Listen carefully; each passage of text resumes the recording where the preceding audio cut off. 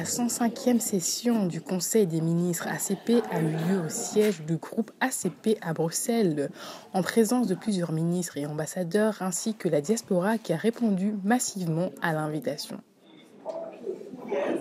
La session a débuté par l'hymne des ACP chanté par tous les participants dans une salle comble.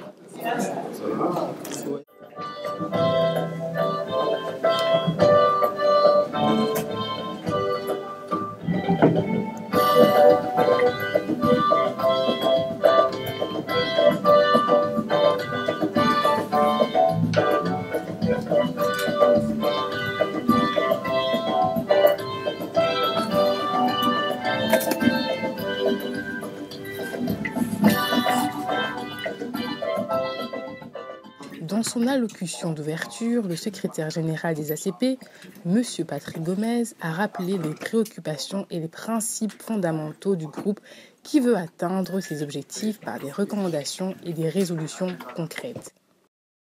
ACP-EU agreement.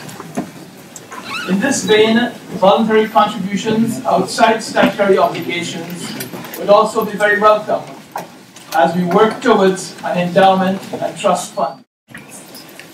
By your presence and the great effort you have made to attend this important session of Council, your resolve to make the ACP a great institution is truly admirable.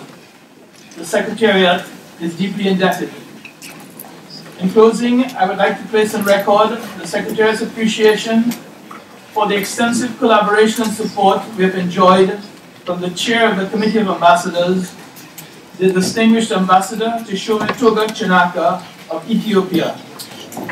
I'm also highly appreciative of the work done by the various subcommittees, working groups and task force set up by the Committee of Ambassadors to implement the decisions from previous Council sessions. Finally, allow me to place on record my appreciation for the level of professionalism and extra efforts demonstrated by the staff of the Secretariat in the discharge of their functions. Honourable Ministers, Excellencies, may I once again welcome you to the ACP House. Il a tenu à remercier l'invité d'honneur de cette cérémonie, le président de l'Assemblée générale de l'ONU, l'ambassadeur Peter Thompson, pour sa présence, preuve de l'estime et de la confiance accordée au groupe ACP par ses principaux partenaires. Monsieur Peter Thompson a salué l'engagement de longue date du groupe ACP pour un monde libre et démocratique et pour ses efforts dans le domaine du développement durable. Je ferai tout en ma qualité de président de l'Assemblée générale des Nations unies pour apporter mon soutien à la résolution de certaines crises comme la montée du terrorisme, les turbulences politiques, les crises humanitaires et climatiques entre autres, a-t-il déclaré. Excellencies, while humanitarian crises such as the African famine require our urgent response, they also call on us to take action to make longer-term changes needed to create resiliency and shift humanity's trajectory away from the precipice of unsustainability towards which our current habits, consumption patterns in particular. I encourage all of you to also participate in this ongoing conversation between the public and private sectors. Both ACP and the United Nations can help to provide platforms for this productive conversation.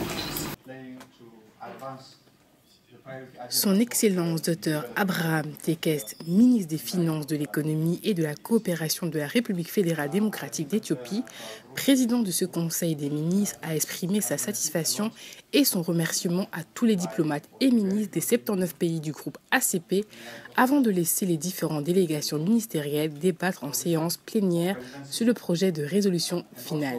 Our decision-making and implementation organs need to be more responsive in supporting the emerging priorities and emergency situations our member states are increasingly having to deal with. The Zika and Ebola virus outbreaks, the issue of so-called non-compliant tax jurisdictions, cyclones in Haiti and Madagascar, Article 12 and 96 consultations in the Cotonou Partnership Agreement, Brexit, etc. Le secrétaire général du groupe ACP, M. Patrick Gomez, a promis de transmettre le projet de résolution aux différentes organisations régionales d'intégration économique ACP, à la Commission de l'Union africaine, au Conseil de l'Union européenne, au Parlement européen, aux États membres de l'UE et à la Commission européenne, car les enjeux économiques tels que la coopération commerciale, la facilité d'investissement, l'appui au développement du secteur privé constituent la priorité du groupe ACP.